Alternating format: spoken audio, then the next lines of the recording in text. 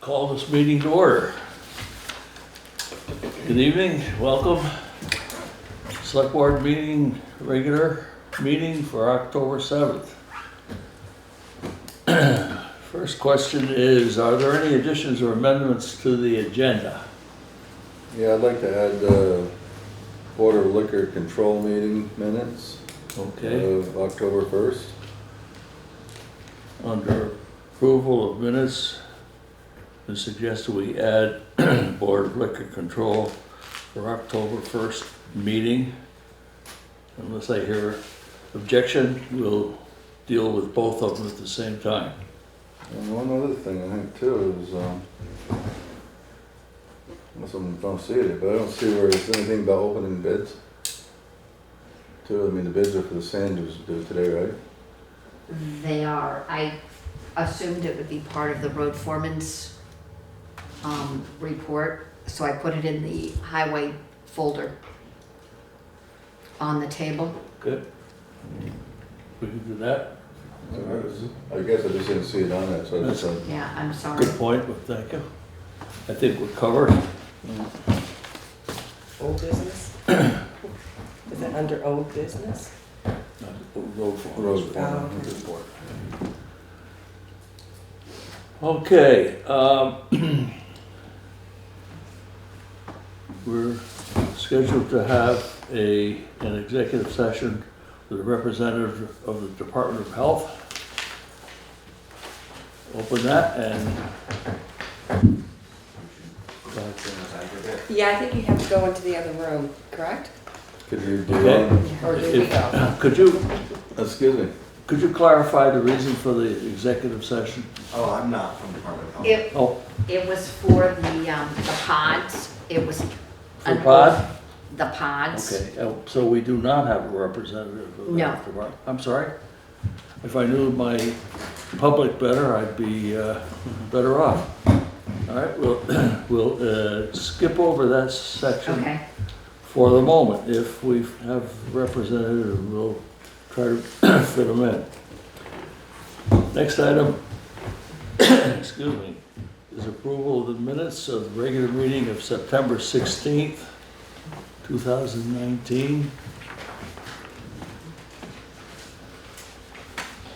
Make a motion. Approve I'll it. second it. Okay, I have a couple of incidents, couple of things that I noted.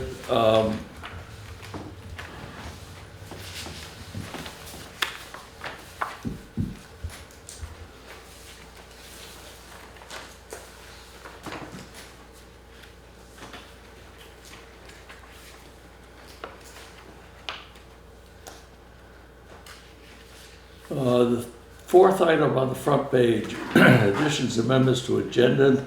The last line, Ms. Sanborn made a motion to revisit the dog ordinance. Michael Fitzpatrick seconded the motion. We should have a note of the action taken, if any, on that item.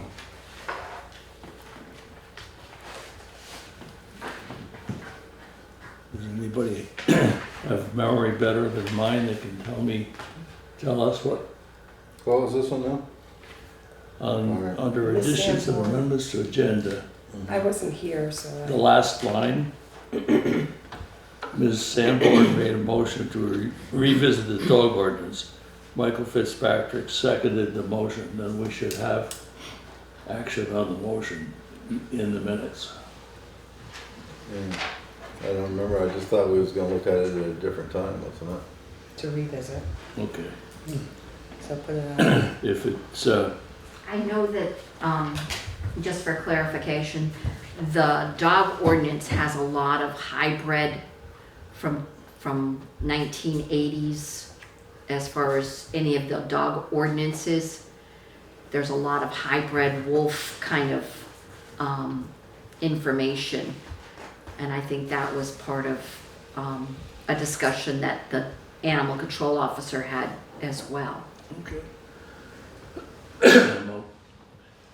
My problem is I did not remember the outcome of that discussion such as it was, so if it's acceptable, I would amend the motion, or I would amend the minutes to add after the words "the motion," the matter was tabled to a future meeting.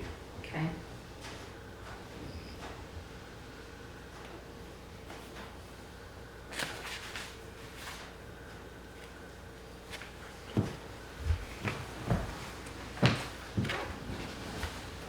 On the second page, scheduled members of the public, the very last line.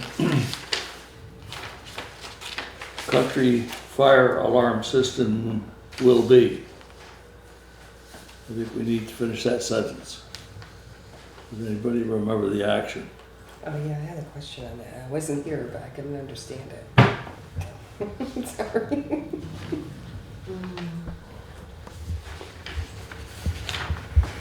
That's when Jace brought that up when we said they were talking about the alarms or something, right? They were, I think Steve Levine was talking about, they were coming to install the alarm. And I don't know whether that was, I have a line that goes down to the next line that says install fire alarm at Williamsville Hall. I think that's the Yeah, connecting, yeah. yes, right? yes. Then the word "be" is excessive, and it would be, should be struck. Everyone agrees. Country fire alarm system will install. Country Yes, fire alarm system will install fire alarm Williamsville Hall. and lowercase I.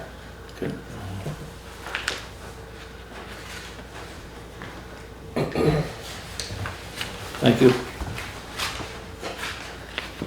So those are the two amendments. Those are the two amendments that I would amend. I would move them. Is there a second? Second. Discussion. Hearing none, all in favor of the amendments to the minutes of September 16th, please say aye. All right. And we I have a have to motion. abstain. Okay, one abstention. Therefore, we have a motion on the floor for approval of the amended September 16th minutes. Further discussion. Hearing none, all in favor, please say aye. All right. Opposed? Abstentions? Aye. Only because I have to, right? Thank you.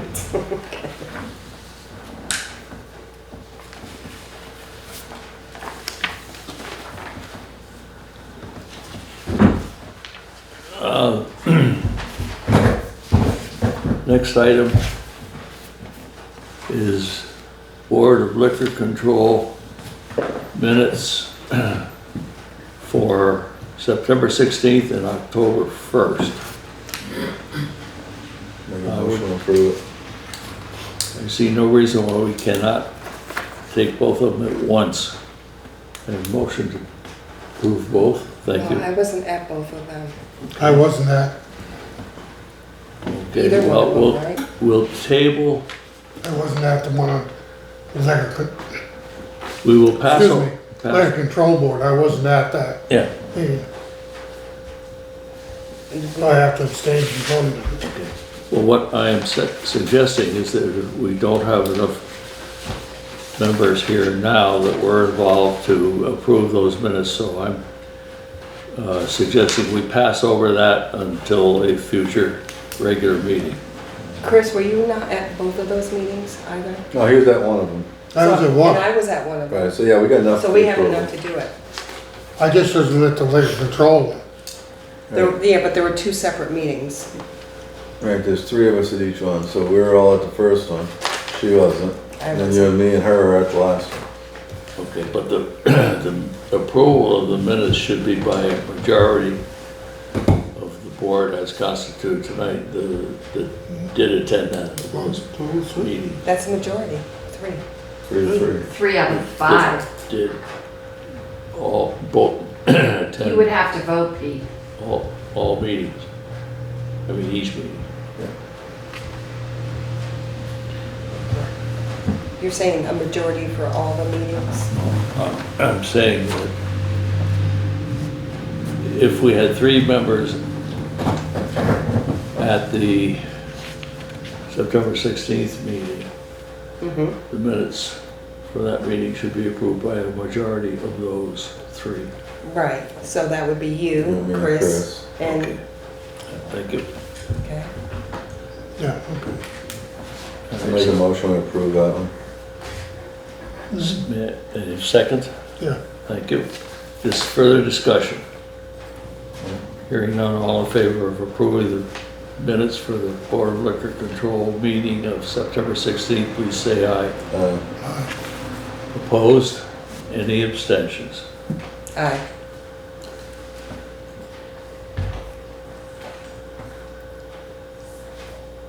Okay, do we have three members that were at the October 1st meeting? Yeah, Yes, Yes, make a motion to approve it. a second it. thank you. Further discussion? Hearing none, all in favor of approving the liquor control meeting of October 1st, please say aye. Aye. Opposed? Any abstentions? Aye. Thank you.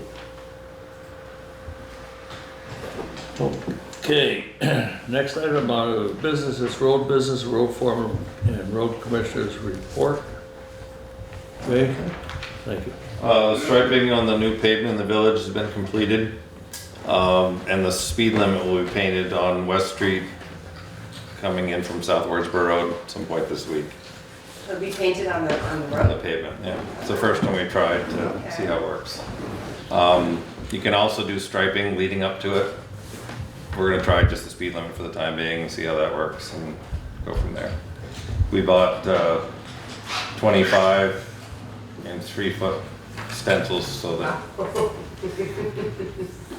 based on the speed, we were trying to find big enough stencils that were, Gonna be used again. yeah, well, they can be seen at that speed coming down to it, so Yeah. we'll see what it does, and if it works, then we can use that in Williamsville and so forth, so. Okay. I finally have a second stonemason that's hopefully gonna give us a price on the repair on Cemetery Hill Road. And I should have a price coming shortly for the repair of the cracks in the steps at the town office. We have an opportunity to put in a small fire pond with a hydrant through the Vermont Rural Fire Protection Program at the garage. This would benefit all of Depot Road and the town garage. If we provide the equipment to do the digging, the town would not have any out-of-pocket expense. They would give us a grant for everything else. This would utilize the overflow from the well. We poured the cement culvert headers the other day, so they're all set to go. The Lynch Bridge bank stabilization and realignment of the river has been completed. The Hunter Brook Road bank stabilization has been completed also. Both sites have been approved by Scott Johnson, the river engineer. And did the board make a decision on the plowing of the school now that it's not town property? I know it came up for discussion the last time, but I wasn't sure. I'm curious to, I don't think we should do it. I think we were all in agreement that we weren't gonna do it, right? You're right. I don't think there was a vote on it. I think the sense of the meeting was that, in opposition.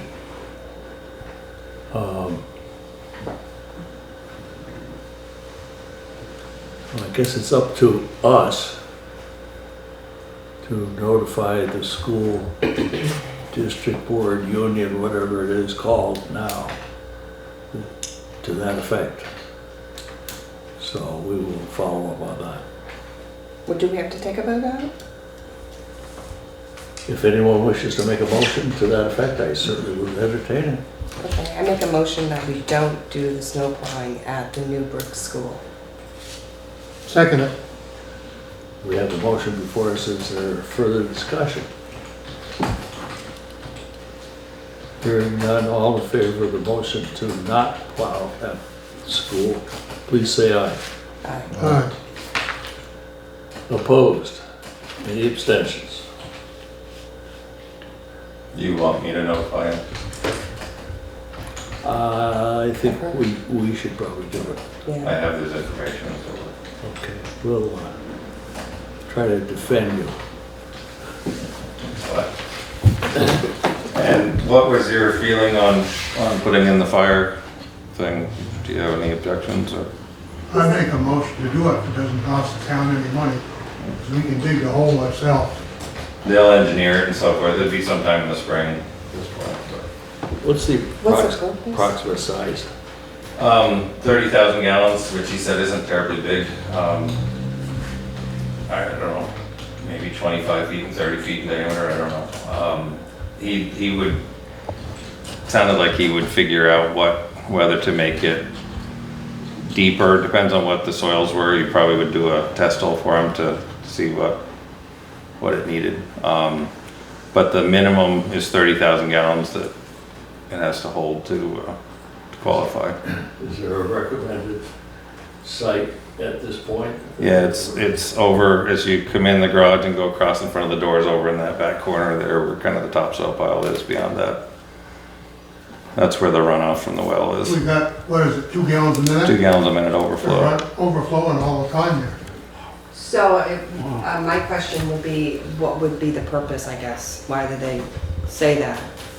As far as, The fire pond, just because we have that water that's been flowing there for 21 years, okay? and we have no water that we can really access on Old Depot Road. Oh, say for your building if Right. it burned, Right, yeah. Well, it's Well, for that or any of anything. the other buildings. right, anybody on Depot Road. Oh, can. okay, Yeah. okay. So community. Anybody. Yeah, right. Yeah. And the guy was very excited to, because he has money to spend, so. We can help. Yeah. So did you make a motion already, Chris? Yeah, Okay, so I'll second it. Further discussion? Hearing none, all in favor of the town providing the equipment and labor to dig a fire pond on the town garage property, please say aye. aye. Opposed? Any abstentions? Thank you. So what, they got the money for like the hydrants and stuff? Yep. He sent me the application and he said ignore the deadlines and he could come up to, I think he said he had up to $20,000 he could fund. But what we proposed wasn't gonna cost anything like that, so. I'd furnish a bulldozer and stuff to help you guys. We'll do that.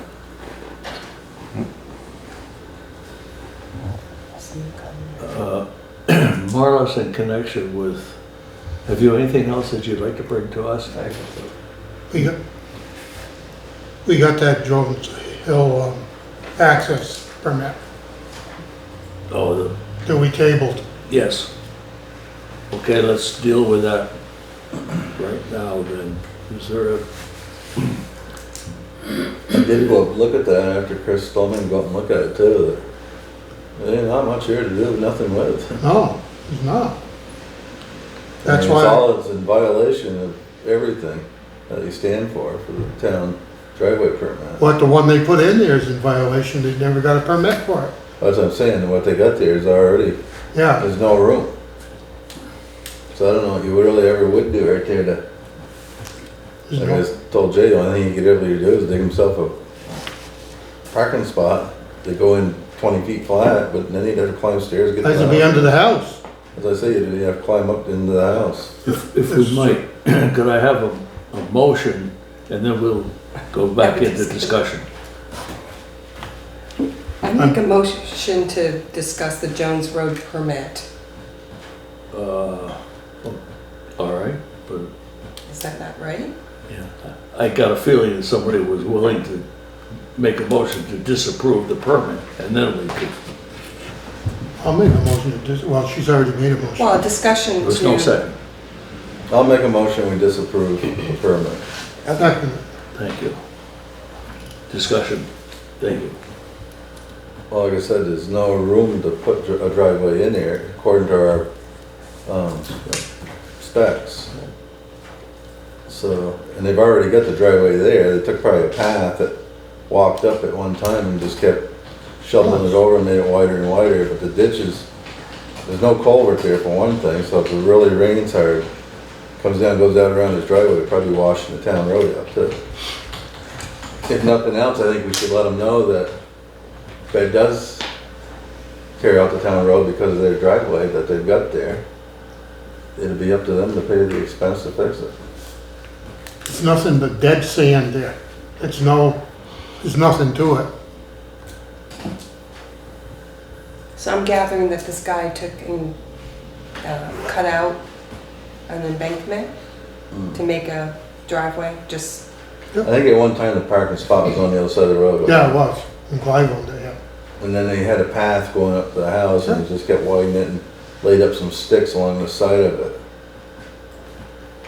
Like I said, I don't know if you can really make him tear it out and do anything like that, but I'd let him know if it washes out the town road that he'd have to cover the cost of fixing it, because he has no culvert.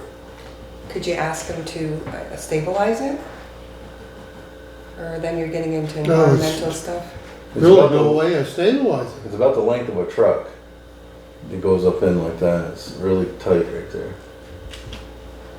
And it's, it's probably 8 feet, 10 feet higher than the road. it. Anyway, Right.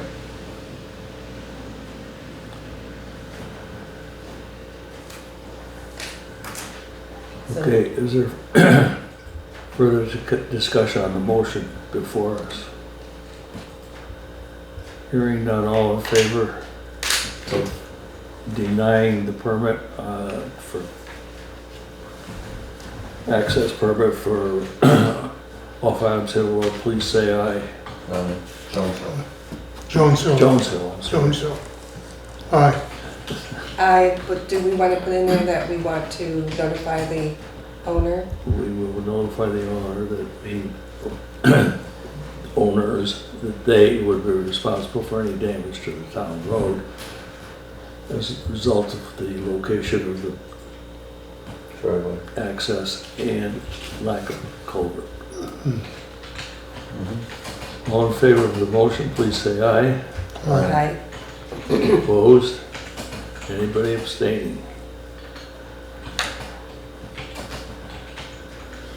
Along the same lines, this is just my own curiosity. What's the status of that access on Grimes Hill with the newly erected for sale signs?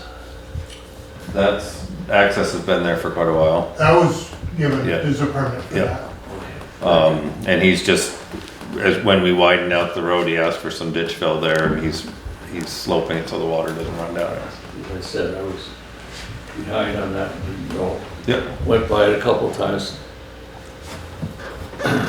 Thank you. Now, we're gonna do the bids, sand bids now, in the road I business. would suggest that we do. I was just,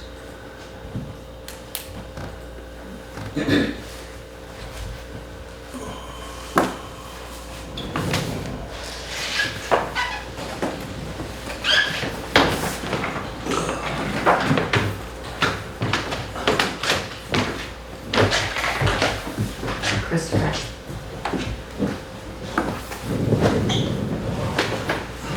Let's stick somebody. Yeah. Envelope opener.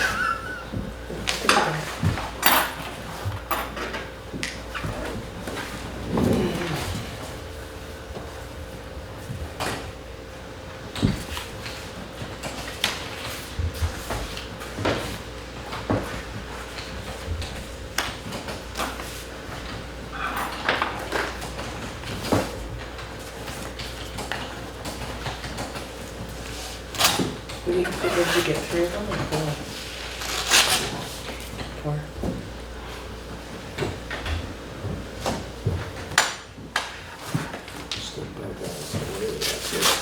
I'll let, excuse me, I'll let Shelley, I'll lose my voice about 2 or 3 words. Okay, so Zelinsky? Zaluzny. Zelinsky? so Okay. Sorry. Winter sand bid. 9/16-inch winter sand delivered to the town garage site in Williamsville at $14.40 per cubic yard. First 1,500 cubic yards to be delivered in 10 days. That's one.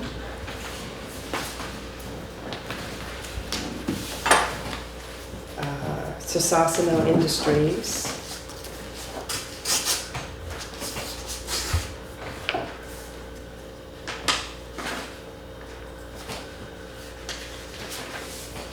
When were they due? Today at 3. Okay. Sasasano offers to provide the following sand product to the town of Newfane for the 1920 season as follows. It would be coming from the River Road Pit in Chesterfield, New Hampshire. 3/4 inch sand at $15.25. CY delivered. What's CY stand for? Cubic yard. Oh, cubic yard delivered. Oh, 2,500 cubic yard plus or minus at $8.25 per cubic yard FOB. And the quote is good until June 1st, 2020. All quotes subject to product availability. The first 1,500 cubic yards of sand can be delivered by November 15th. Earlier delivery is possible if requested. Please note that the measurement is per cubic yard by truckload measure at the pit.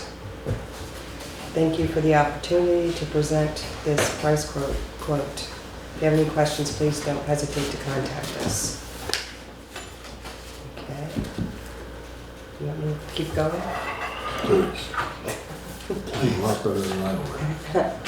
I'm sorry if I'm killing names. Oh, this is okay. Northeast Paving.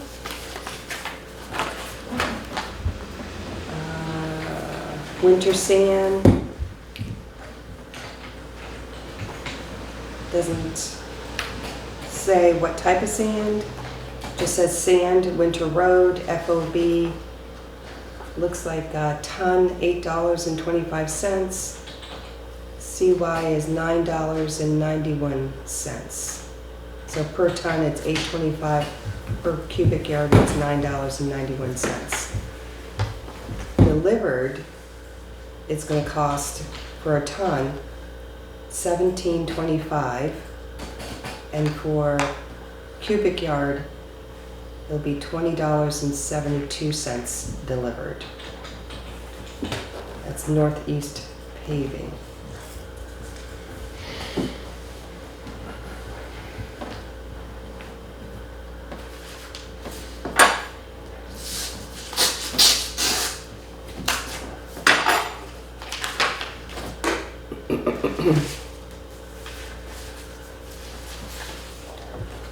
This is Fitzpatrick Excavating and Trucking, Wardsboro, Vermont, Town of Newfane, winter sand.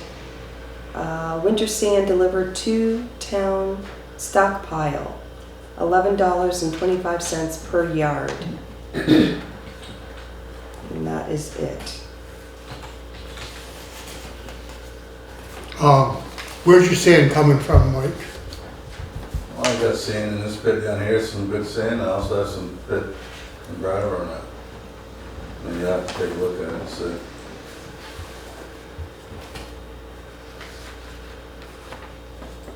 So, Thank you. What I would recommend at this point is that the road foreman and the road commissioner review these bids and make a recommendation to the board. I'll second it. Any discussion? Hearing none, all in favor, please say aye. Aye. Opposed? Abstentions? Thank you.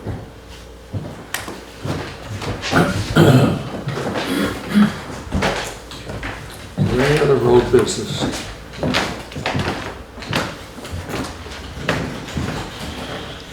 Pete, hand me that weapon so I can return it before somebody gets stuck.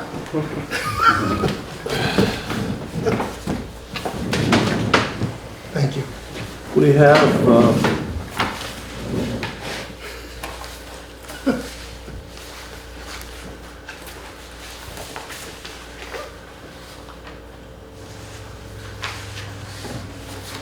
sorry, we do have more road business. We have an application for an access right-of-way permit from Andrew Harris. That's the one on Jones Road. That's that one, I'm Yes. sorry. Okay. I didn't have a name in my mind. Thank you. I do have a question. The cement culverts, how many are you putting in? The headers. Yeah, We use one pretty much every time we put a plastic culvert in now, so we poured another 12 the other day. and that's for like protecting the culvert edge? Okay. We used to build them out of stone. Yeah.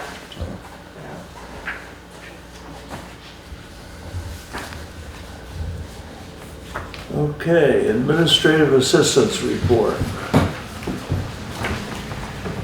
Budgeting process will be starting soon, and if we were to do Mondays opposite of the select board meetings, the 14th is a national holiday.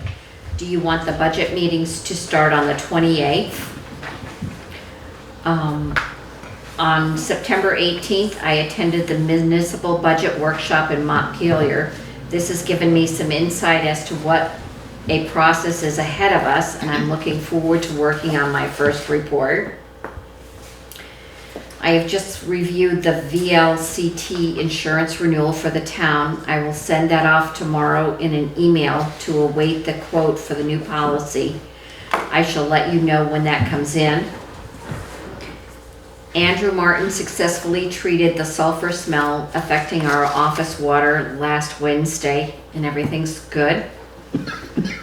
I have enclosed for your review an email that I received last Friday from Robert Fisher, and will await further directions regarding this matter.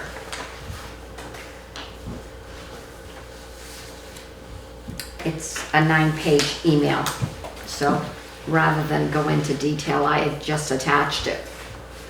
Thank you. Well, so we should note what it is about, right? It's regarding the solar field at the schools, at the Newburgh School, behind the Newburgh It's School. an update, yes. Okay. Have you read it? Okay. So I guess we just take it on. I would recommend that we table this to our next regular meeting so that we all have a chance to read it carefully and bring up any questions that we may have, so that Juanetta or I can contact the attorney and get this straightened out. Is there anything that, unless I hear objection, I would suggest we do that. Sounds good. Yeah, sounds good. I was gonna ask that question when we were just talking about the plowing. Yeah. If we'd ever heard anything about the solar field, and there it is, so I might as well take time to look it over. Okay. Well, I don't want to hurry that kind of stuff when there's Yeah. LAWYER involved. Right. So we need a second on his motion. Oh, second it. Thank you. Okay, if there's further discussion on the motion to table until our next regular meeting. Hearing none, all in favor, please say aye. Aye. Aye. Opposed? Any abstentions? Aye, thank you.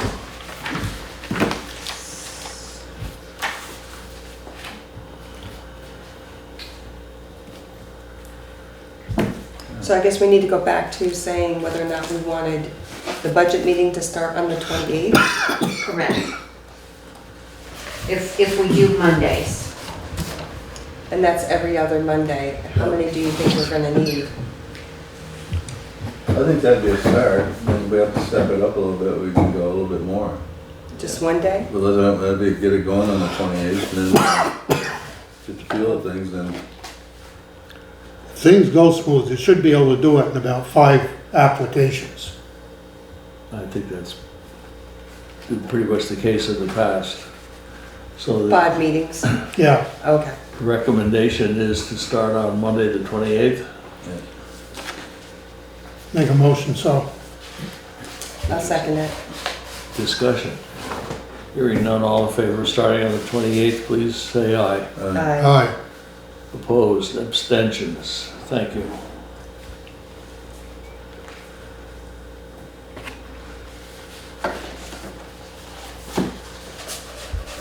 Finally, We need Good. an approval of the administrative report, please. nah, I make a motion to approve the report. Thank you. Second. all in favor, please say aye. Bye. Opposed, abstentions, Thank you. thank you. I'm sorry. No problem. Welcome. Thank you. Let's hear what you have to say about us, and then we might turn around. Okay, good evening. Thank you for your time and thank you for disposing of the letter opener. Cleaning blood out of white is not easy. I'm Mark Anderson, though I think most of the board knows me. Been with the sheriff's office for 15 years and recently I was appointed as sheriff.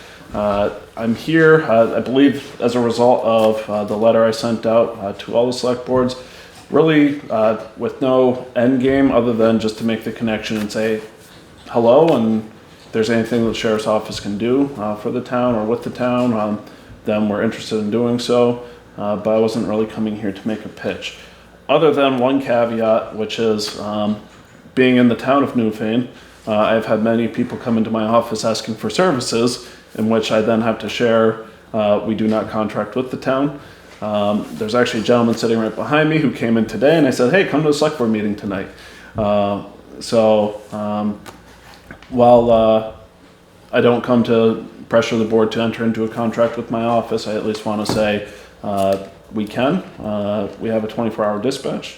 We provide patrol services. I think we're at 13 towns right now, towns and villages. And we're trying to build up the capacity for rural policing. We've been working towards that goal for a period of time. And so that's really what I've got at this point, and happy to answer any questions or inquiries. I've got one question. If we were to contract another year with the sheriff's department, can we also use the state police too, or are you dead against that? So going back to 15 years experience, part of the problem that we ran into, and we've developed a very good working relationship with the state police during my career, part of the problem we were running into is when there's dual contracts for the same service, the question becomes who does it. So if you have two highway shops, who plows this road when both get called? And it created conflict. Now, not to say that I'm not open to considering a way that we could have dual contracts in the town, but I'd want it to be explicit. For example, the state police will respond to the following or perform the following services under our contract. I wouldn't want to have a conflicting contract with them. So I think it's better for the townspeople. We had people get angry when we're like, call the state police for a burglary because they said, no, we want the sheriff to do it. Well, that's one of my questions too, is do you do that though? We have people trained to do it, yes. Yeah, because We're that was capable. one of the reasons we switched over before, was because they were told they didn't do the criminal end of it. Sure. And we were looking for somebody more than just out there handing out parking tickets. Sure. Like that's when there's a lot of places getting broke in, which I don't know if it's let up at all or not, but like I said, one of my things was, I didn't care about all the tickets being wrote. We're not looking to make money off it and stuff, but I'd rather see you guys out, whatever your hours are, once in a while riding up around Grout Pond and, Baker Brook Road and some of the back roads, River Road, all these other side roads. Because I figure, the guys that are out there breaking into places, they have to see a cop come through once in a while. Then it slows them down, I think, So to answer your question, yes, we do the investigations. And then it just becomes a question of budget and how to handle your budget responsibly. In the towns of Westminster, Putney, and Vernon, we provide a full-time deputy to the towns. And we've done investigations, basically everything under the moon. Shy of homicides, which we turn over to the state police. So we have the ability. If you wanted to talk about a contract for 2 hours a week, I would say, do you want to spend your entire contract on a single burglary investigation? Because it can take that much time. So I want to do a good service to the town, but I also want to give you informed advice based on what level you want to come in on. The other thing that, so the legislature's taken this up for several years, and there's a discussion in the legislature this year regarding rural policing and ways to do it differently. My goal is to try and provide the best police service possible to all of Windham County. We're not there yet. I'm at a little bit more than half the county. I'd like to see that be more, but at the same time, I'm also respectful that property taxes are high and it's on the backs of people that are trying to do what they can to get by. So we're trying to come up with creative ways to handle that. State police, I was in a meeting with Lieutenant French earlier today. The Westminster Barracks is still undermanned. They've been undermanned for years. There's not many police officers in Vermont, just are not. So to provide an additional service to the county and to the people that, especially the community we're in, I think would be beneficial. Do you do work with the village? We do. Okay, so what do you do there? The only thing they want us to do is traffic enforcement. Now, like anything serious anyways, the state cops get involved in it anyways when it comes to criminal, right? Not always. So we have access to request them for anything, and that becomes the work. I mean, you would probably, like say if you had a real domestic where somebody really going at it, you'd probably call them in too, or somebody got shot or...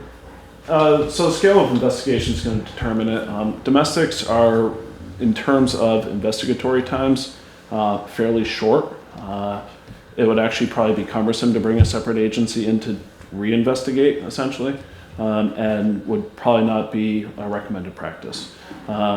Things like a homicide, you're looking at hundreds of manpower hours. Well, I guess so, what I'm saying is, what I was kind of looking forward to, you guys, last time was, I'd like to see them traveling the roads. Sure. You know, if you catch a guy there and have to spend the time arresting and doing all that, so be it.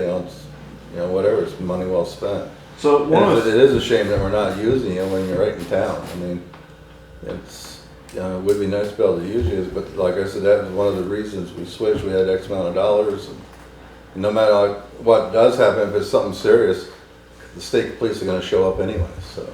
Yeah, so one of the things that we've looked at trying to establish, and really comes down more to the logistics of it, is essentially a bank of hours.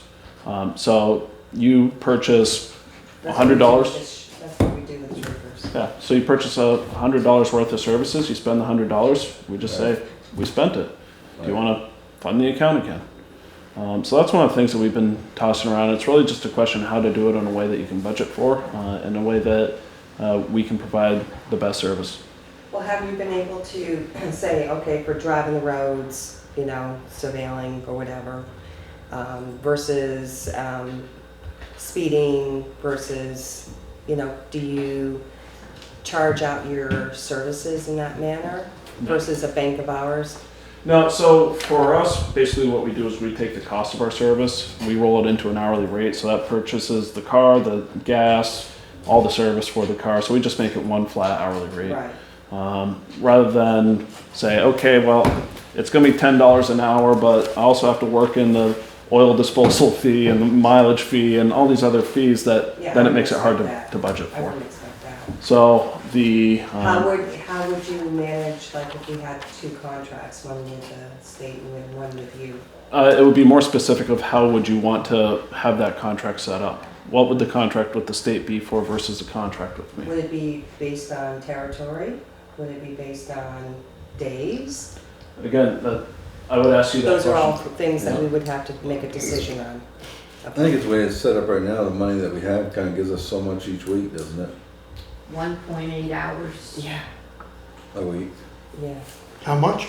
1.8 hours. It's like 10 hours a month, isn't it? Yeah. 1.8 hours, never mind. I'm not gonna say what I'm thinking. We don't, Well, I 10 can. hours a month. just out of curiosity, where you do have a full-time deputy, what does that cost that time? Ish. I can tell you with about 90% surety, I'm sorry, it's 2.5 hours Per week. per week. But for 10 hours a month, right? a full-time position, all the vehicle, The deputy, all training, everything included, it's $81,300. For less than a full-time deputy, we just charge $51 an hour. What was that, 81,000 for a year? 81,300, that's 40 hours a week. Oh. Remember that when we started the budget. I guess I'm gonna look to be a deputy. Well, that's, my guys would love to get paid that, but that also pays for the car, so. You're looking for help. I am, we're hiring, I'll bring in an application. For that. No such thing, it's all in the heart.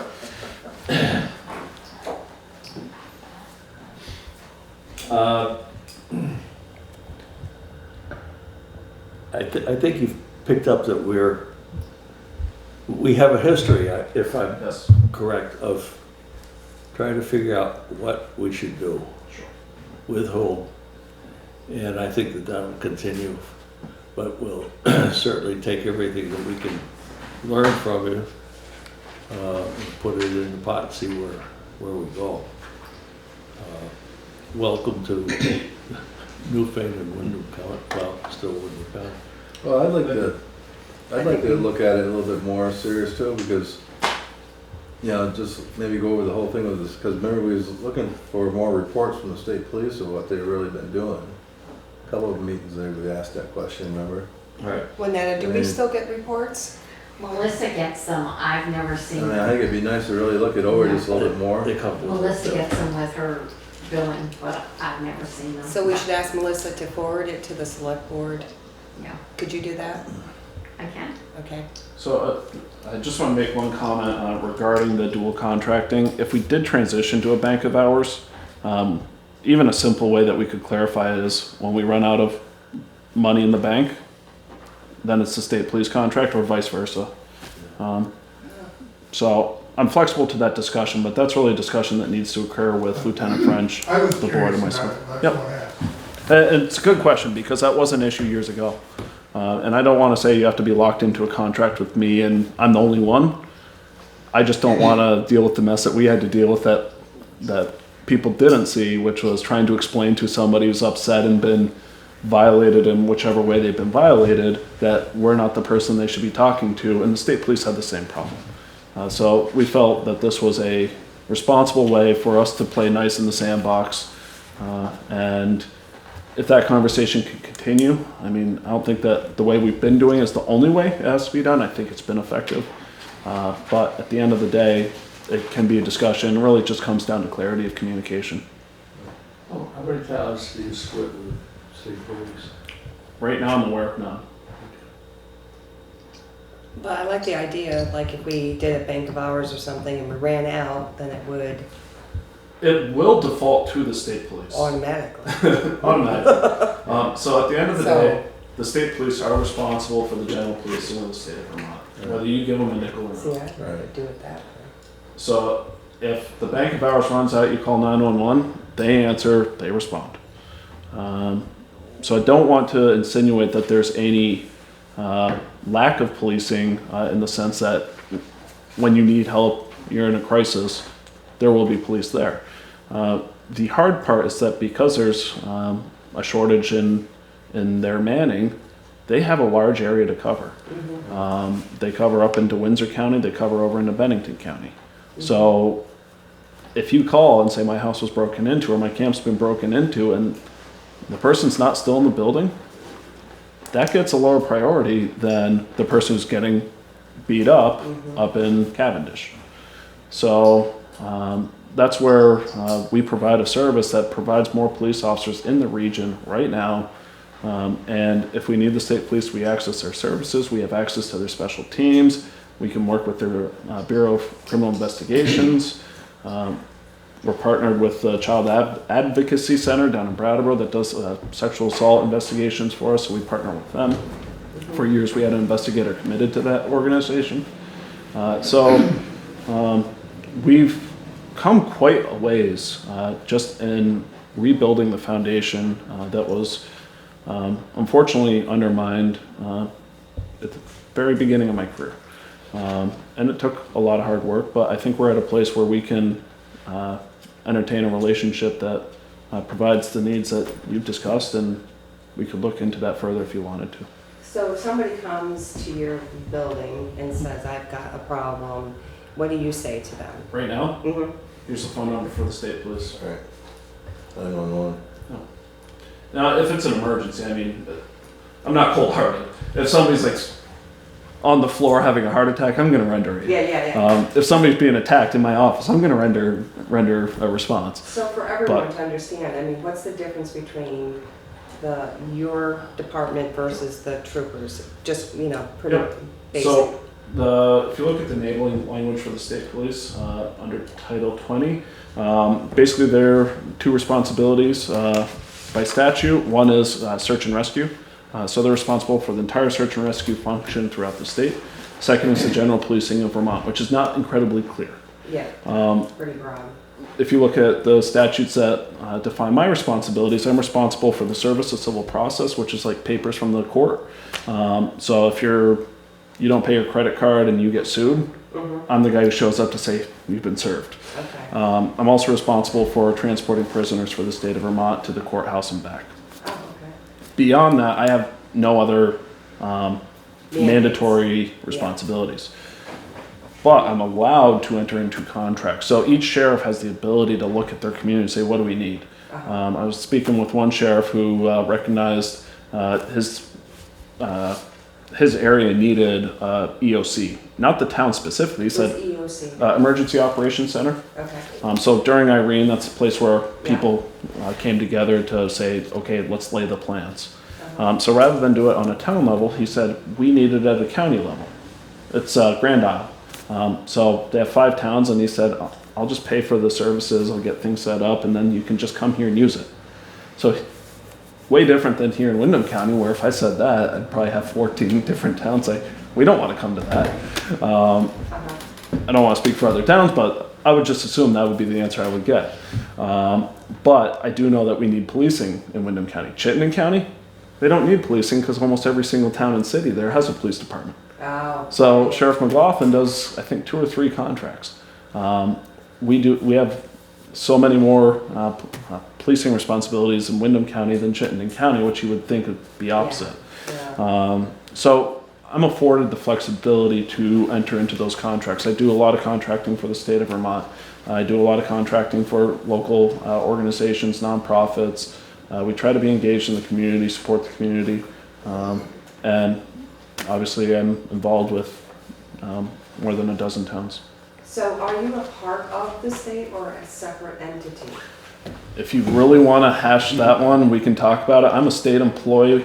Everybody who works for me is just simply an employee of the department. And then I have a county budget as well, which basically covers the cost of my building. And it's very old and antiquated, but that's the short answer.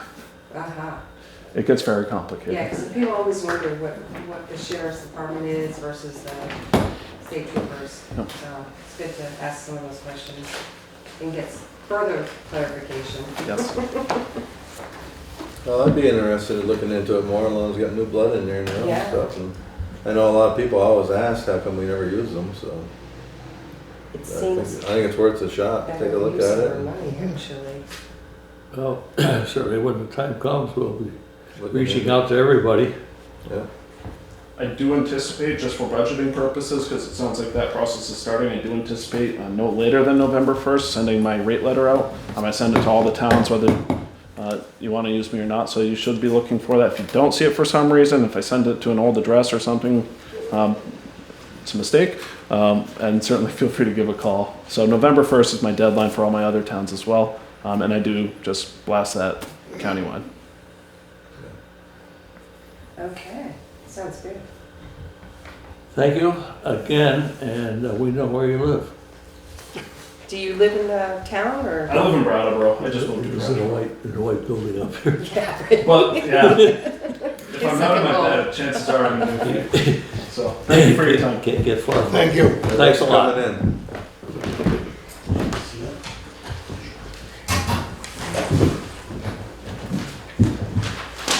Next order of business on our agenda, Brattleboro Development Credit Corporation. And Sarah is not here this evening. My name is Alex Beck. I have the usual Oh, folders. it's that time of year? It's that again? time of year again. Oh my goodness. The usual folders we have about our programs. I'll walk through it briefly.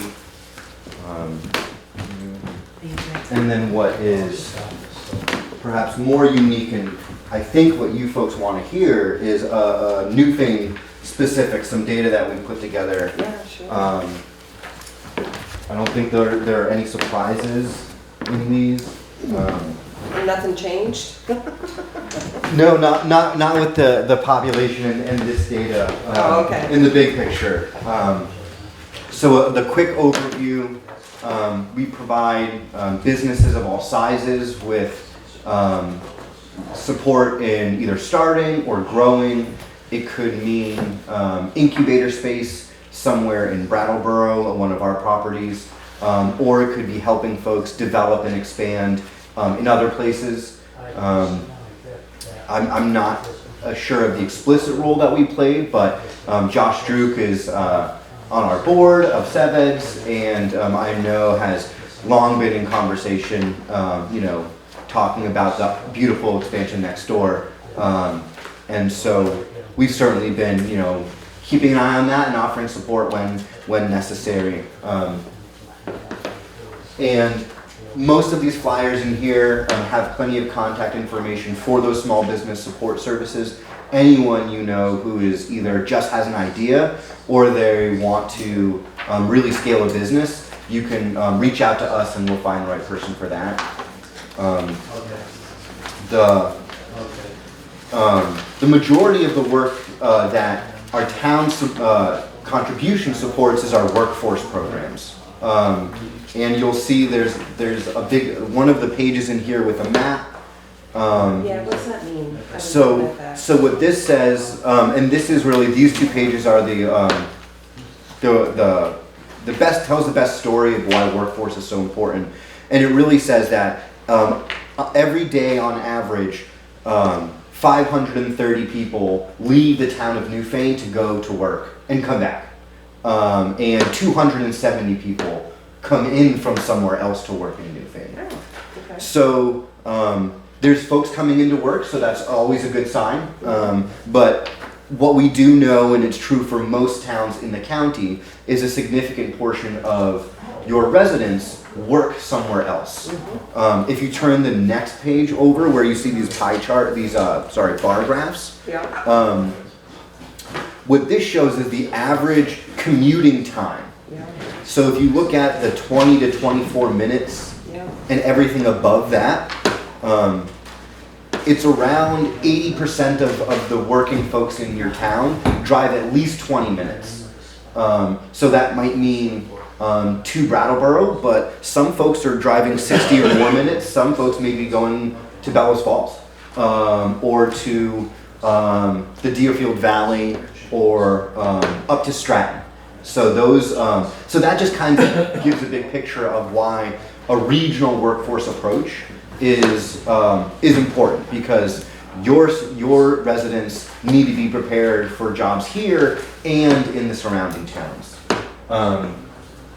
And so that's really the segue into the work that we've been doing most lately, is working with regional high schools and the schools in the area to help expose students to these jobs that exist, help give some programs a little support. A great example is the construction and trades program at the Career Center. There was a really exciting construction careers day in New Hampshire where they could test out heavy equipment and machinery and really get a feel for that. We provide support for them to get there. So we pay for buses and we have someone there, extra chaperones, and help them think about what those jobs really look like.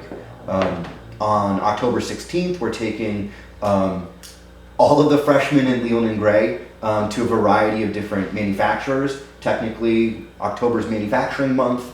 So I don't know who proclaimed it that, but so that's a good example of a lot of the work we're doing. Who are you taking? The freshmen from Leland and Gray. Freshmen. Yep. And so what we know is if one problem we see is that young people don't necessarily know what to plan to. It's not, the schools are actually really great and the teachers are doing a really great job. It's that if a student doesn't know what they're planning for after they graduate, they kind of get caught flat-footed. We know that only about 30% of graduates, I think it's 33% of high school graduates in Windham County go on and finish a 4-year degree. Right.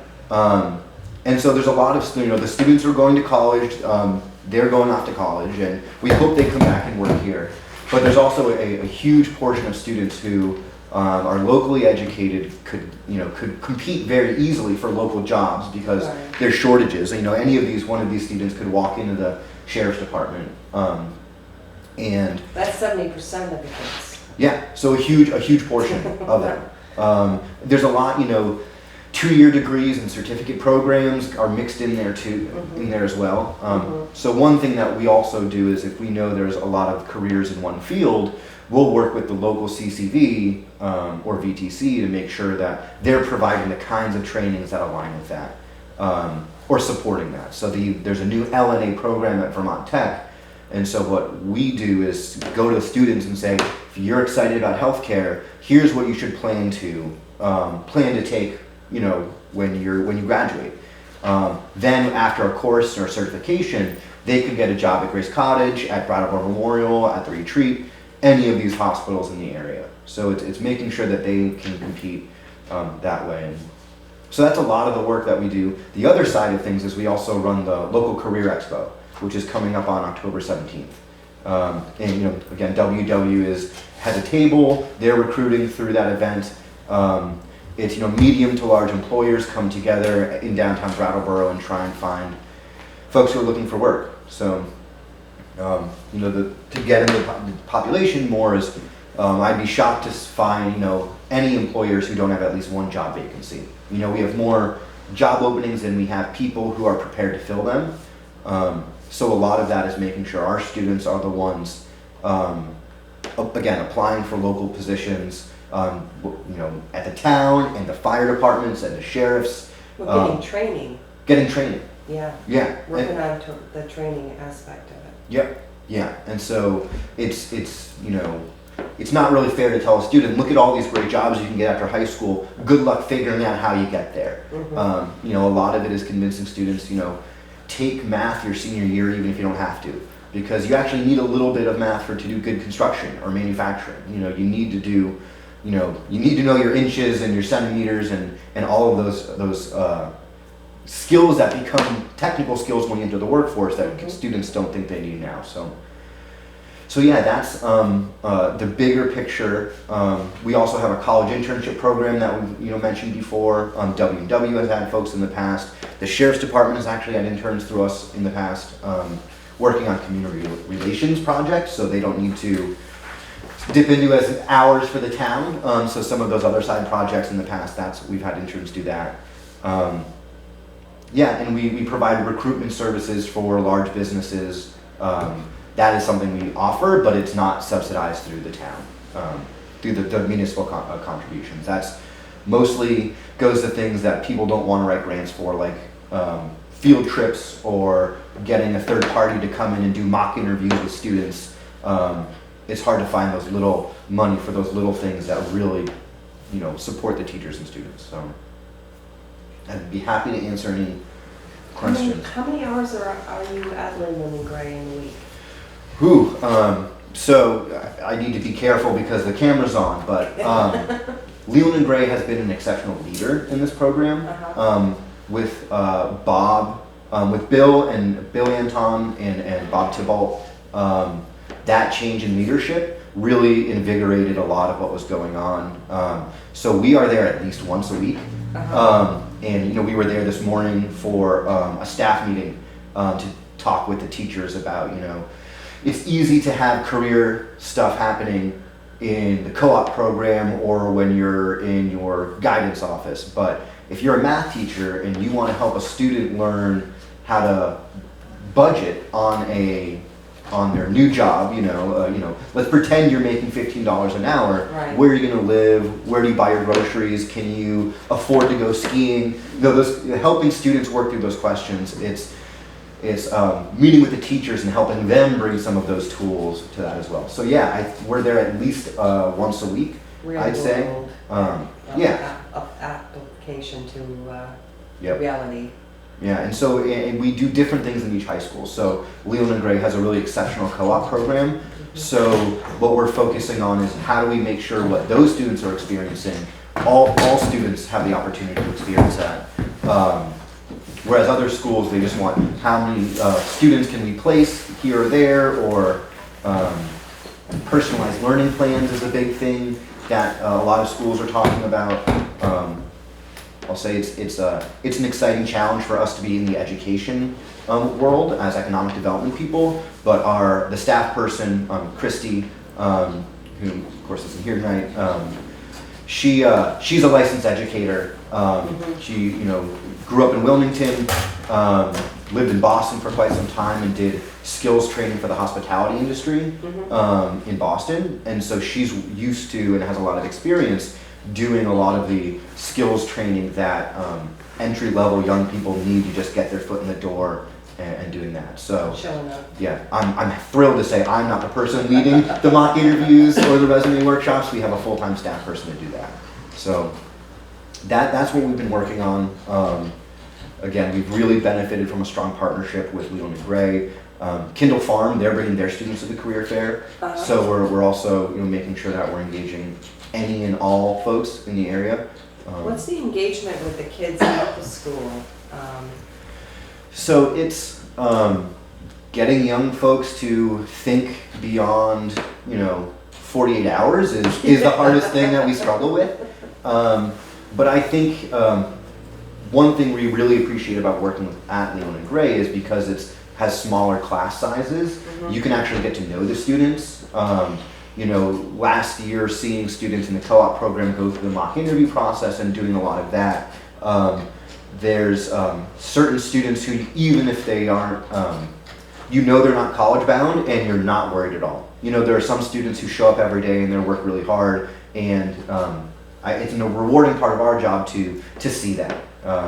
Some kids cannot look you in the eye and shake you in the hand yet, and that's why we're practicing. But I think there's a really high level of respect between teachers and students there, and so it's they take it seriously enough. So yeah, we enjoy working at Leland and Gray quite a bit, and the students, sometimes they're excited and they sign up for stuff, and that's how we get them. And sometimes their teachers say you're going whether you want to or not, and maybe a young person who didn't think they wanted to go into forestry or manufacturing, who's dragged along on a field trip, says, hey, I didn't know it looked like this, or I didn't know I could do that. So that's a little both sides of the coin. How important is our support for this program? So, Is it just financial, or is it also the fact that we're on board as a town? Yeah, I mean, I think it is,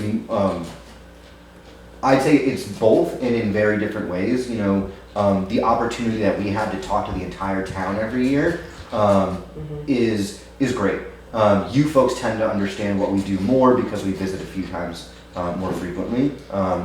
But we ask for all the towns that we work most closely with for the same amount of money per person, and it really does help. It's those things that other people don't want to fund, or there's not, grant funding is fickle that way sometimes. You can only spend it on certain things, and so Right. it's really that when the Launch town, something. when the towns contribute, it's flexible so that last minute, if Leland and Gray needs another bus, Yeah. we don't need to call a grant partner, or we don't need to check a budget to see, did we say that we needed to put a bus here or there. It's that kind of flexibility that allows us to do different things for Leland and Gray that we do for Brattleboro, because we respond to them similarly, but it's not the same school and it's not the same community. So I think that's the best answer I can give you. So you've been able to kind of stabilize this program and actually grow it. Absolutely. So yeah, so I think that the other thing that people don't want to pay for is filling out more grants. Yeah. So, you know, this support used to be our only workforce funding we had. Through grant writing, we were able to hire Christy. So that the town support allowed us to hire someone who was truly qualified to be doing this work and to plan not, you know, a year and ahead. We have, you know, grant funding for her to be doing what she does for 3 to 5 years. Wow. And so that's where, you know, a lot of it allows us to build that capacity. Similarly with the things that, you know, the small business work, it might not be, you know, you might not be getting a loan, so you're not in the loan program, but a lot of that flexible support that if you need someone just to talk to, it fills in some of those gaps.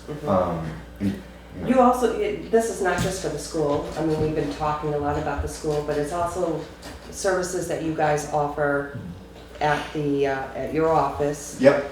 For all of the town of Newfane. Yes. Yeah. And other Absolutely. towns. Yes. And So, anyone. big people. Yes. Yeah. Absolutely. So that's you know, I do workforce development, so that's the hat I often wear. Yeah.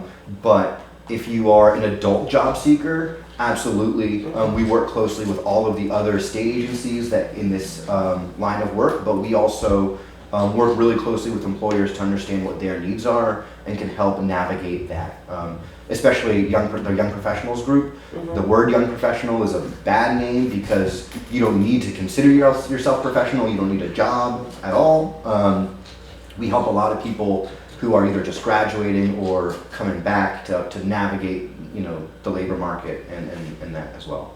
But yes, so the business services that we provide is for anyone in Windham County. They can walk in our door or call us, and whether or not you fund us, we provide those services. It's really just how much capacity do we have to really Serve everyone. yeah, exactly. I mean, Door. yep, yeah, I think that's where it's, you know, can we use this funding to leverage to apply for a USDA grant? So did you have any statistics on how many people you do serve out of Newfane in this program? So not explicitly, because we work through the schools and we don't get personally identifiable information from the students based on where they live.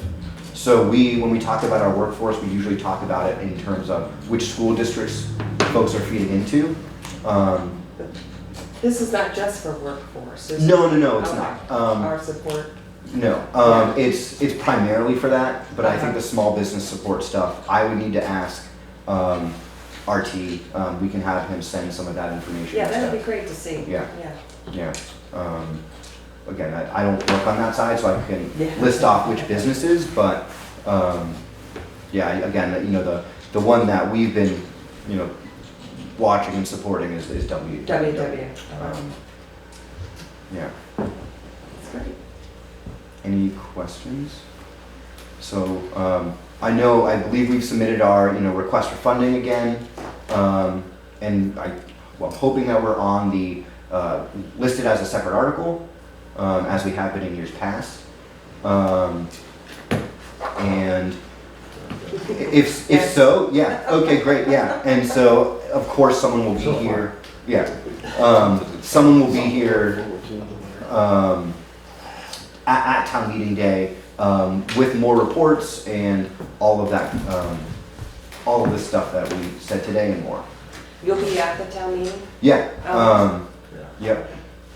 It's, you know, we are at up to 12 towns, I think. So town meeting day is always exciting as our staff splits up and goes to everywhere we need to be. Yeah. But there will absolutely be someone here, and I've always enjoyed being here, so I'll put in a request if Send me. yeah. Okay, that's great. Yeah. And if there's anything that you can think of or questions that you have, whether it's about the town business or not, you can always send it our way. It sounds like the fire pond is well funded already, but there are times when community infrastructure projects, if you have a big idea, you can reach out to someone in our office and we'll know, hey, maybe there's a USDA grant for this, or maybe this is something to bond out, or I don't know, we do For provide. economic development. Yeah, in or- the town of Newfane. Yep. Yes. And you know, rural economic development does include infrastructure in a lot of ways. So when you think about, you know, anything that improves town, you know, infrastructure, or, you know, of course, businesses making, you know, a good water treatment is a good example yes, of those kinds of, people don't often associate it with economic development, like, Yeah. directly, but it's always worth reaching out. You know, there's the planning commission is great for planning, but, you know, reaching out to us with the big vision. Because we see a lot of the economic development, but it tends to be like in the Brattleboro area, Yeah, you know? But it is a county-wide organization that you're representing. yeah, and that's, you know, where, you know, until you know, I'll admit it's really difficult to convince a major employer to move to a more rural location. Right. But what we're really investing in is making sure that if folks are working there and they're being paid, that that your residents are the ones in those jobs, right? Because they're still paying your property taxes and you know, starting families, or you know buying homes. All of that economic activity that comes from you know, working in a good job. We want to make sure that, you know, your residents are competitive, you know, for folks who might be coming across the river or from other towns. So that's the big thing we're doing. Great. All right, well, thanks so much. Thank you very much. Yeah, thank you. As was suggested, if you have other questions, they're easy to access, I know that.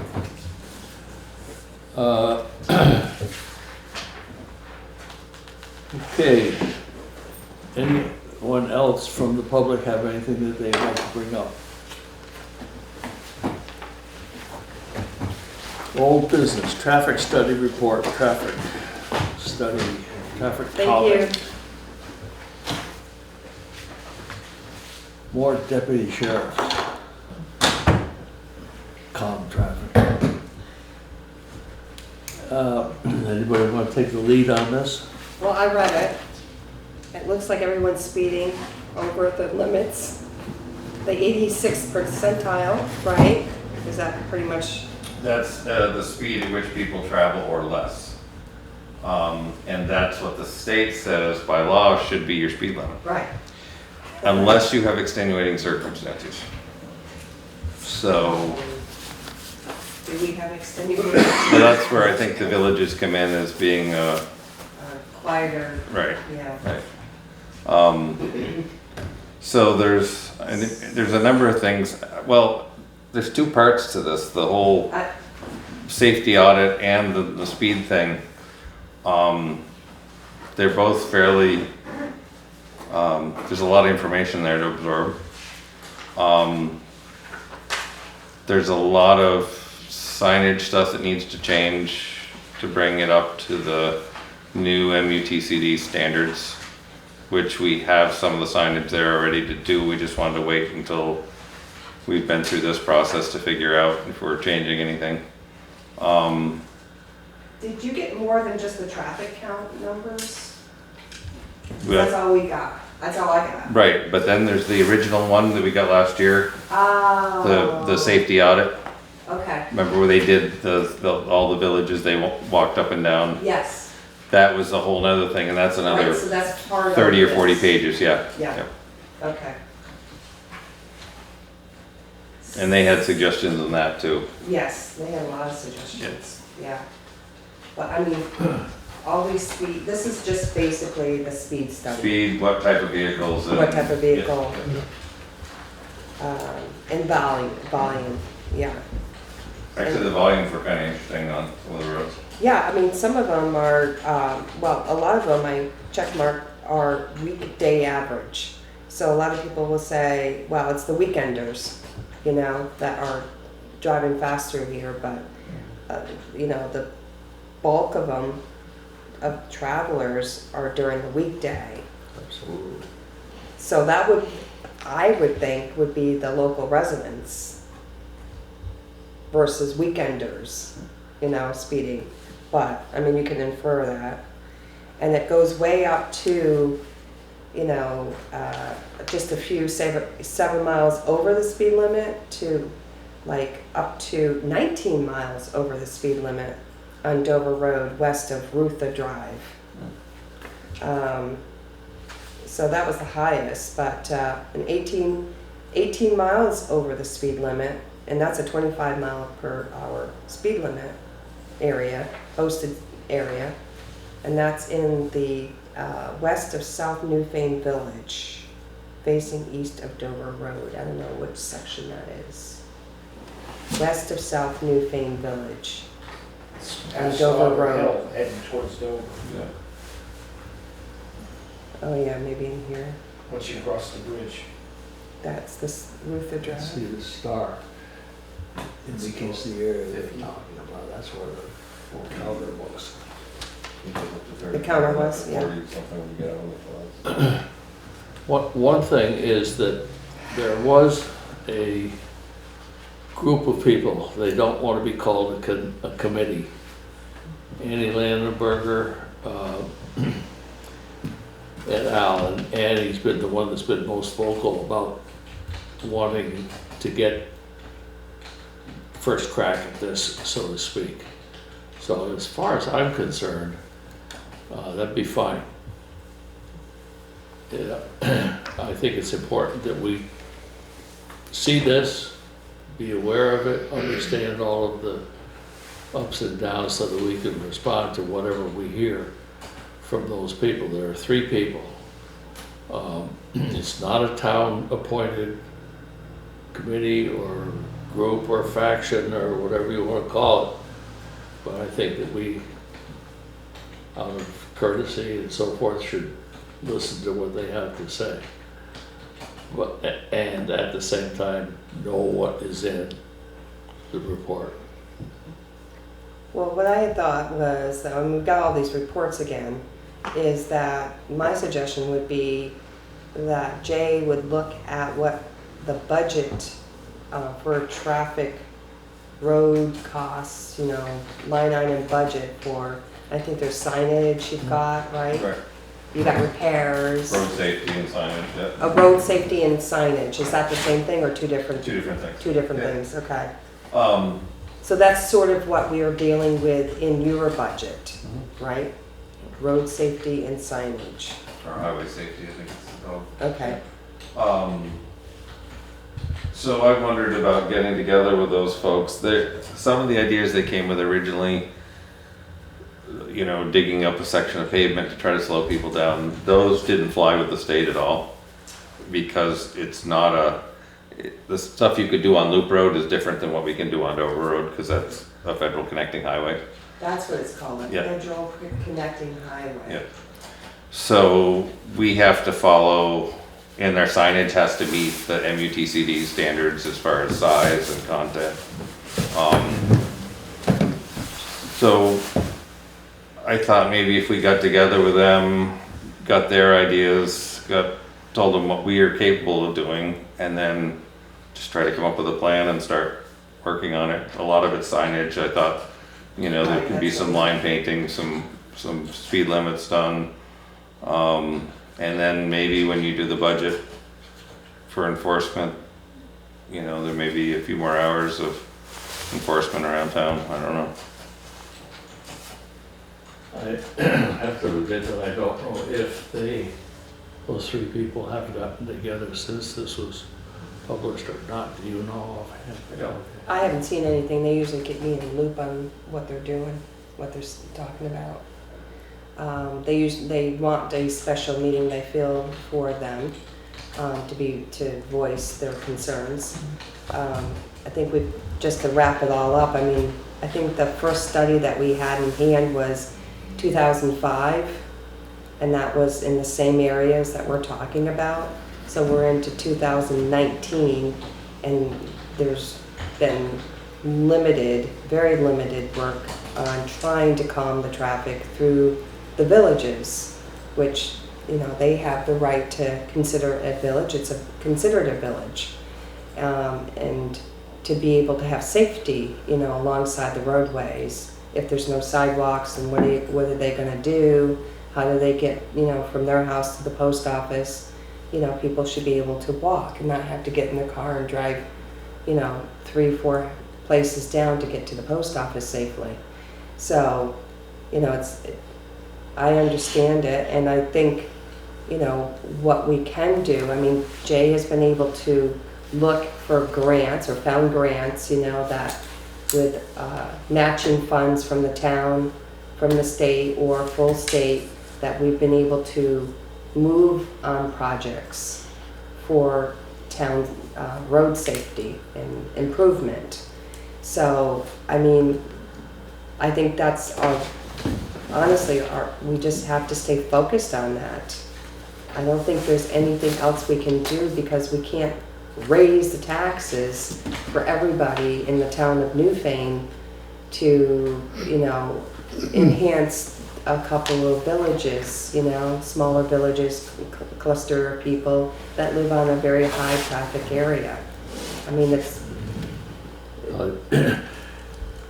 I would recommend that, and I'll call in tomorrow and see if they have met, and if not, suggest that they do that as soon as possible, and say that, yes, we are willing to meet with them. I would like to have them have some of their ideas digested a little bit before they do come before us, that they do have a chance to sit down and talk together. Maybe I'd show them that traffic study that we've already done. well, they have it, I believe, yeah. I think somebody needs to make a plan. Like, this is phases.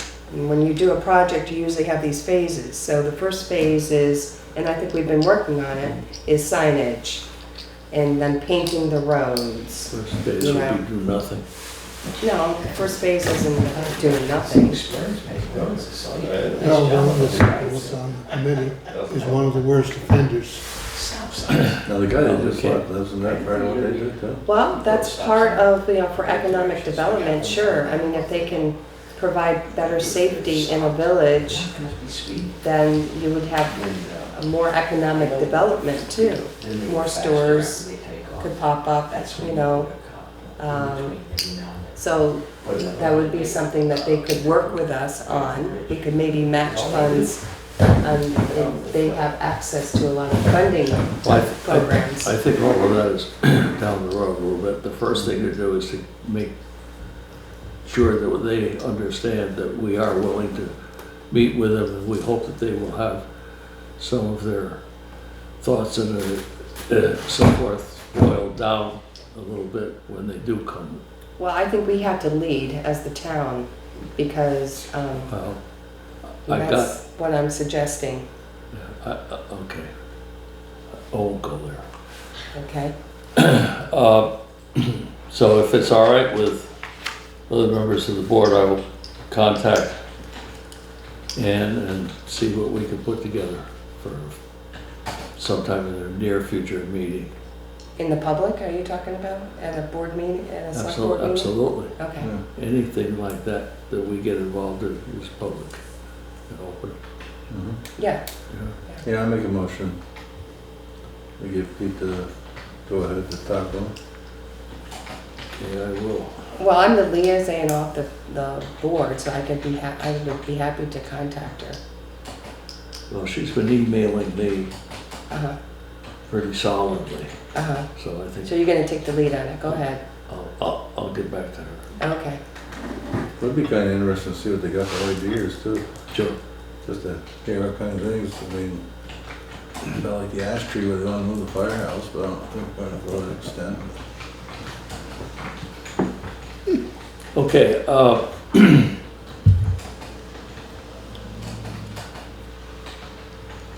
before we go to new business, there are two things that or a couple things we did not get to tonight. One is the executive session with the Department of Health on the pod proposal, which is the potential for the town to distribute to medications if we had a health emergency. And I don't know if you have had a chance to look that over carefully and have a strong feeling as to whether we should participate or not. That's what we need to do, is to indicate to them that we will or not at this time, so. Anybody, any, I guess I didn't really get a chance to look over that much. I haven't either. okay, well, I mean, I didn't understand the whole thing anyways. It sounds like you're throwing a scare into the whole public when you start talking that kind of stuff. well, the idea is that the thought behind it is that certain people, town employees and private company employees, are key to the operation of that organization. And they are willing to put a program together so that there's almost like that people that you need to have available can get their medication and continue working. The general public will have access through hospitals, clinics, and so forth and so on. It'll be a slightly different, probably much more complicated setup. I did talk to Dr. Schaefer about this, and he said that he had no strong feeling one way or the other. So I would suggest that we take a good close look at it, learn as much as we can. Be willing, if somebody from the department does show up again with a question on their minds, that we can find out from them more of what we are wondering about at this point. So we will Table it. continue discussion on that until the future. Yes. Oh, No, yes. So we're gonna table that one, I'm sorry? Yes, please. Okay. I think we discussed the fact that the tree warden has resigned, and that we need therefore to have have that position on our positions available list.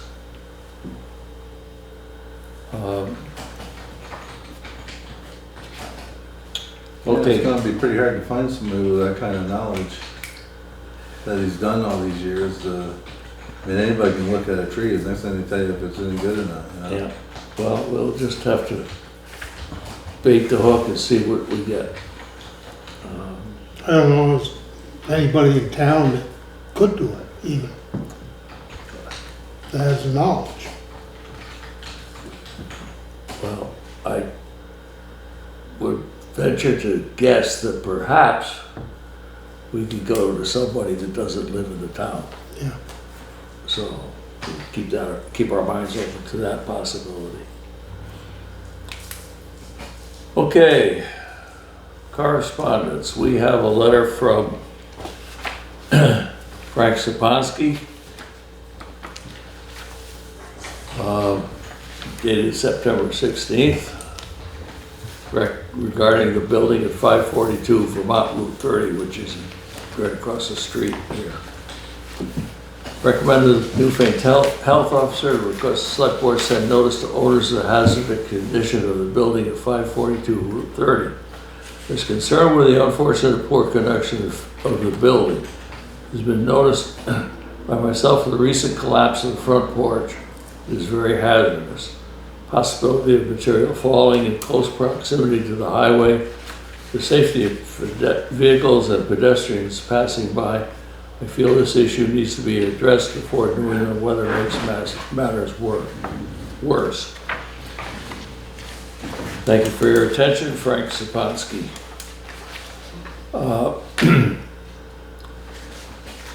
I think that now that Frank is an assistant health officer, now that he, in his capacity, has brought it to our attention, I think it's incumbent on us to react. I will draft a letter to the current owner and bring it to our next meeting, if it's all right with you. Mhm. It sounds good. Wasn't there a letter from the health department, appointed person, which is Dr. Dr. Schaefer. Schaefer. Wasn't there a letter? I don't believe there's been any correspondence from him, has there? No. Oh, okay, maybe I was regarding- just confused that I this think- one was coming from him. Oh, No. but it came from Frank. He does sign it as health officer. I haven't told him that he isn't, but that's all right. So is he a health officer? He's the assistant health. Oh, assistant health officer, okay. I don't know about the politics and so forth between the Yeah. two of them, so. Okay, I'll write a letter. There's a bank or a mortgage service in Anaheim, California that is the registered owner. Oh, And we heard also that there was no contract on that house, so it's still just sitting over I there. know nothing about that aspect of it. That's why I read in the minutes or whatever. There's been rumors back and forth, I guess. Okay,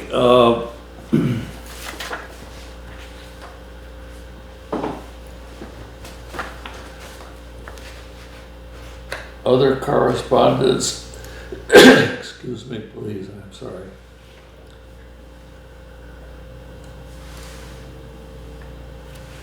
Okay, that's something that we do not have to worry about. The Wardsboro Town Plan, the town of Newfane has nothing much to say unless somebody wants to read the proposed Wardsboro Town Plan and bring up a point relative to it. So you're saying that this packet of information from the Yes. Wyndham Regional Commission, It's just that the process is underway, Planning Commission chairs for towns abutting town of Wardsboro. right? So did a Planning Commission, I guess, get this It's, copy? it's in their budget. Okay, We, so we'll we wait as to a- hear from them. if the planning commission came up with something that they thought that the town ought to be concerned about, Yeah, the town has standing in the review and approval process. So it would have to be through the select board. mhm. We have a letter from Lori Fisher, the executive director of the Lake Champlain Committee.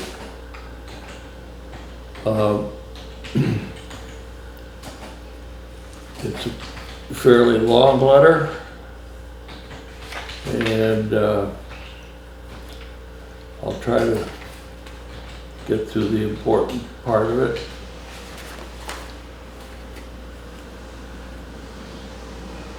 I'm not, Vermont Rivers Program Manager wrote this.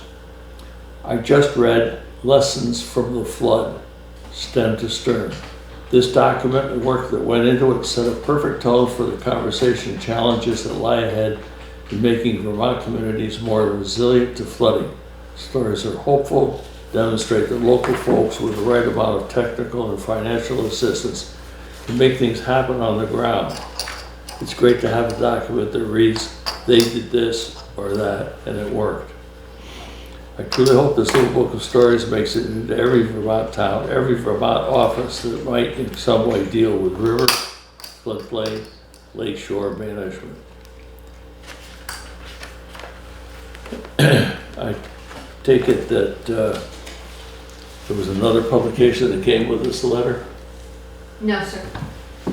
We're pleased to send you this updated edition of Lessons from the Floods. That was the only correspondence. Well, they didn't. Published in 2014 as an active participant and leader in the community. We hope you will find it useful and inspiring. 8 years ago this spring, Lake Champlain rose to 103.27 feet, highest the lake has been since records have been kept. High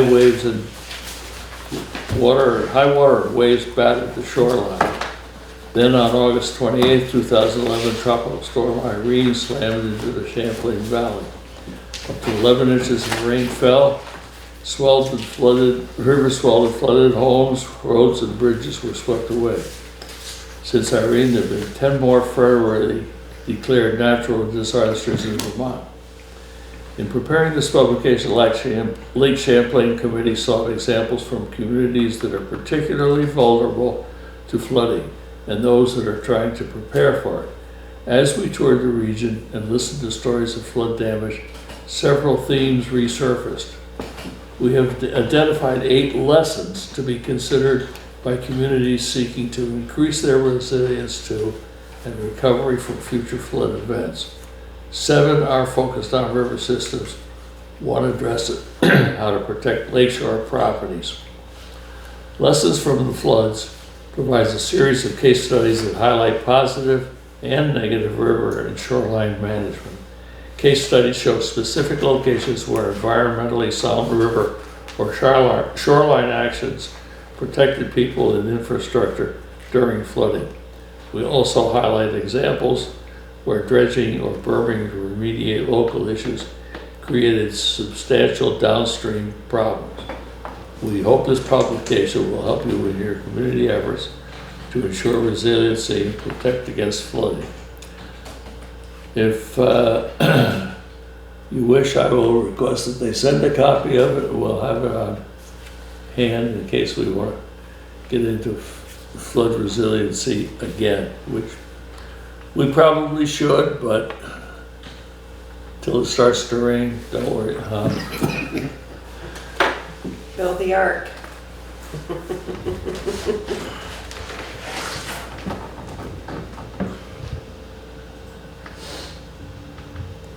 This is a notice of class action litigation in re National Prescription Opiate litigation in the United States District Court of the Northern District of Ohio. I have to admit that I have not read this, and I don't know how the town might or might not want to get involved in national prescription opiate litigation. If anybody wants to get into this, we can make it available to them. I think it is probably questionable that we want to get an attorney working on it. On the other hand, it might be that we do, so. Well, my question would be whether or not the state is involved in it. I think it'd be a good question, and that would be something that I think we would bring up with our representatives Right. and senator. I would suggest, if you are interested in this particular document, that you check with Juanetta, get a chance to look at it, copy it, whatever works for you.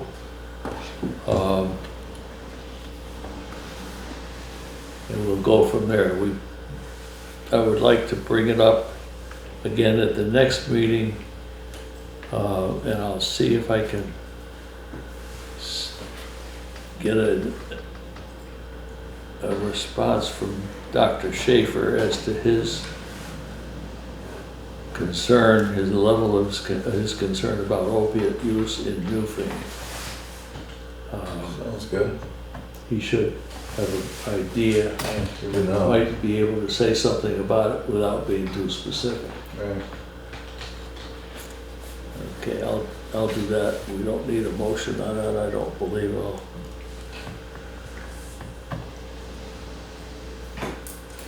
Is there any other business to come before us in the business portion of the meeting? Save approving pay orders. Can I ask a question? Yes, sir.